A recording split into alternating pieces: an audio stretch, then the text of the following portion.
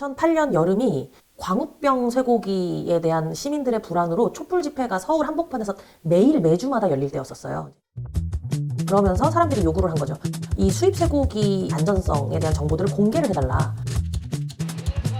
문제 제기를 하는 시민들한테는 명박산성이라는 걸 쌓았던 거예요. 그러니까 완전한 불통의 시대였던 거고, 신뢰할 만한 정보들을 가지고 함께 논의하고 함께 문제를 해결해 나가야 한다. 투명한 사회를 위해서 정보 공개가 필요하다라는 내용으로 정보공개센터를 만든 거죠.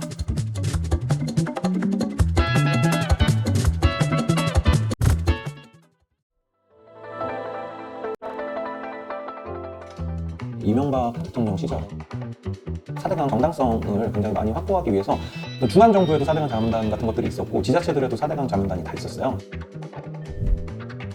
그 자문단을 비공개하는 사실 자체를 이제 공개를 해서 그 4대강 사업 자체가 굉장히 졸속으로 진행된다라는 것 자체를 저희가 많이 비판을 했었죠. 정부가 국사교과서 발행 체제를 검정에서 국정으로 전환하기 위해 집필진의 명단이 공개가 되는 게 되게 중요하다고 생각을 했었는데 공개를 하지 않는 거죠. 정보공개 소송을 그리고 해서 2심에서 교육부가 패소를 했을 때 이제 집필진 공개가 됐죠. 정보 공개가 사실은 최대한 많이 되면 그만큼 그 토론의 가능성들 그리고 어떤 다른 선택의 가능성들 그만큼 더 확장되는 거죠. 어떤 시작의 기회이면서도 나빠지는 것을 이제 방어할 수 있는 어떤 그런 방어선이기도 하고.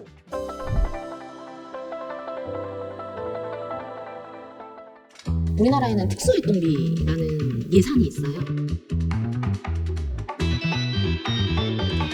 국회는 보통 수사하는 기관이 아니잖아요.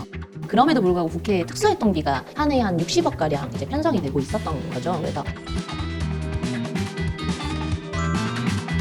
살펴보다 보니까 실제로 수사에 활용되고 있지 않았던 거였죠. 그래서 기자회견을 통해서 밝혀내고 국회에서 특수활동비 예산을 좀 없애겠다라는 결과를 이끌어내기도 했습니다.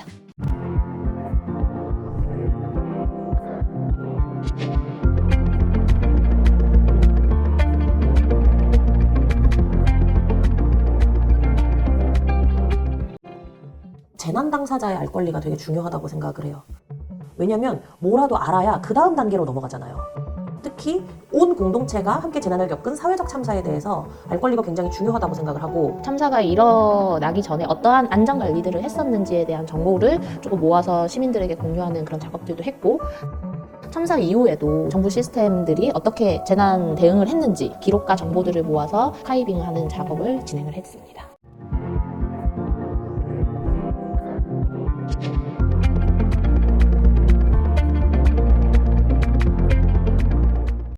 일단 외환위기라는 사건 자체가 우리 사회에서 좀 중요한 어떤 변곡점이 되는 사건이다. 근데 이제 국제기구에서는 20년이 지나면 비밀 기록에 대해서 해제 작업을 요청해서 이제 해제를 할 수가 있어요.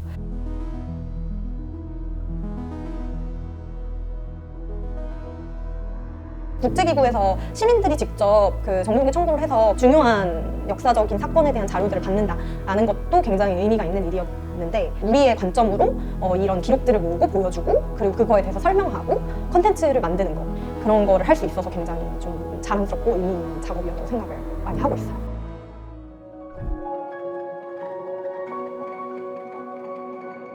갈수록 중요해지고 있는 것은 그런 권력 감시도 굉장히 중요한 부분이지만은 시민들의 어떤 일상에서의 위협들이 굉장히 많다고 생각을 한단 말이에요. 예를 들면 산업재해 같은 경우 저는 대표적으로 생각을 하는데, 만약에 내가 일자리를 구하는 이제 구직자인데 구인구직 플랫폼에서 구인 공고가 올라오면은 그거를 살펴보고 거기서 뭐 노동 조건이 어떻다, 어떤 일을 한다, 급여를 얼마 받는다, 이런 정보들만 공개가 되는데 이 일이 얼마나 위험한 일인가도 좀 공개가 돼야 되는 거 아닌가?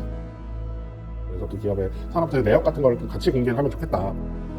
근데 이제 그걸 하다 보니까 이 산업재해가 일어난 기업의 정보라는 것 자체가 제대로 공개가 안 되고 있다. 이거를 제대로 공개하기 위한 제도 개선 활동이 필요하다. 이런 생각을 했던 것이고요. 이 노동 문제에 대해서 예전부터 관심이 많이 있었는데 이런 부분에서도 정보 공개와 연결해서 활동을 할 수 있으면 굉장히 좋은 것 같다는 생각도 하고 있고요.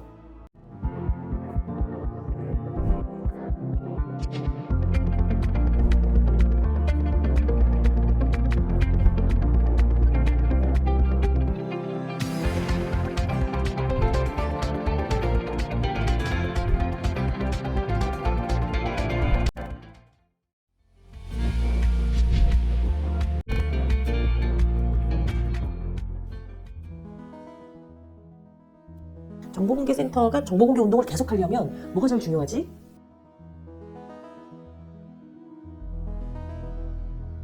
활동가가 제일 중요하더라고요.